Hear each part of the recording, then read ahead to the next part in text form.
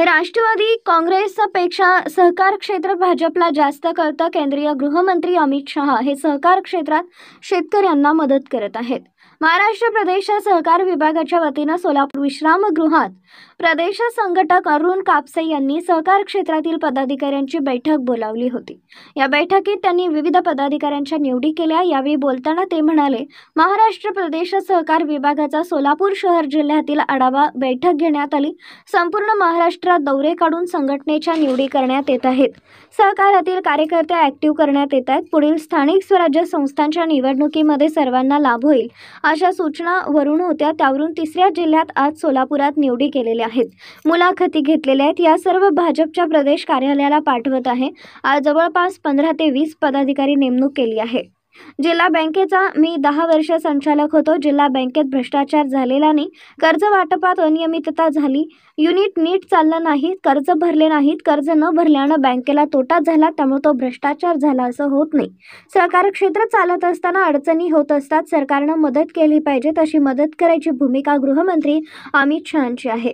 आम्हाला असं वाटायचं सरकार फक्त काँग्रेस राष्ट्रवादीला कळतं, परंतु मला असं वाटतं की भाजप सर्वात जास्त सहकारांमध्ये शेतकऱ्यांना मदत करते। मी अरुण सुब्राव कापसे, महाराष्ट्र प्रदेश सहकार विभागाचा संघटक आणि या संघटनेचे अध्यक्ष माननीय प्रवीण दरेकर आहेत। त्यांनी माझी उपाध्यक्ष म्हणून महाराष्ट्राच्या या पदावरती नियुक्ती केलेली आहे आणि त्यासाठी संपूर्ण महाराष्ट्रामध्ये दौरे काढून त्या विभागातल्या सगळ्या संघटनेच्या निवडी करून सगळे सहकारातले कार्यकर्ते ऍक्टिव्हेट करायचे, जेणेकरून पुढे होणाऱ्या स्थानिक स्वराज्य संस्थेमध्ये याचा सर्वार्थाने लाभ होईल, यासाठी प्रयत्न करावा अशा वरून सूचना होत्या। त्यामुळे मी आता ही तिसरा जिल्हा आहे, या तिसऱ्या जिल्ह्यामध्ये आज मी नेमणुका केल्या, निवडी केल्या, मुलाखती घेतल्या आणि हा रिपोर्टिंग आता भाजपच्या प्रदेश कार्यालयाला पाठवत आहे।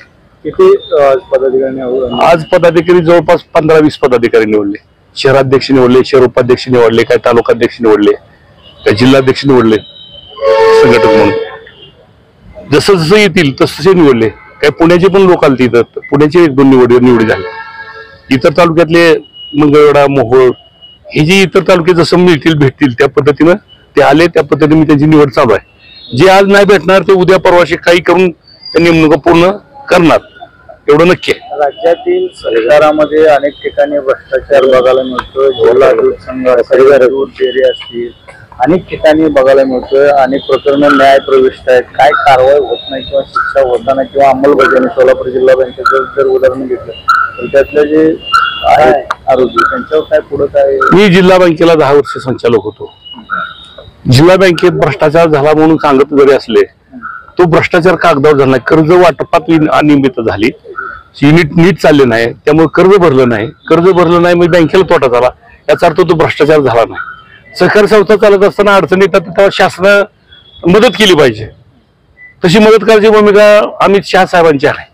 मी दिल्लीला एका सेशनला गेल्यानंतर आम्हाला असं वाटायचं की काँग्रेसला राष्ट्रवादीला खरा सहकार करतो, त्यापेक्षा अतिशय उत्कृष्ट सहकाराला मदत करण्याचं काम भारतीय जनता पक्षानं केलेलं आहे, असं माझं स्वतःचं मत आहे।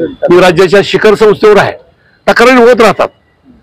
जिथं कर्ज वाटप आहे ते तक्रारी होतात। कर्ज वाटलेला माणूस कर्ज घेऊन जातो, ज्या कारणासाठी कर्ज घेतलं तो त्या कारणासाठी वापरत नाही, एक हप्ते भरत नाही, कधी निसर्ग नुकसान करतो, कधी युनिट बंद पडतं, त्यामुळे कर्ज थकतं आणि कर्ज थकलं की मग ती संस्था अडचणीत येते। याचा अर्थ काय? मग असं नाही की अनेक संस्था चांगल्या पण चालल्यात, त्याचा पण विचार करा। आता बँक जागेवर आली, पूर्वी 1800 डिपॉझिट होतं, आज 5,500 डिपॉझिट झालं, बँक लेवलला आली। असं काय नाही, बँक आता 100 कोटी रुपये नफ्यात आहे, या संस्थेमुळेच नफ्यात आहे ना। माझे आमदार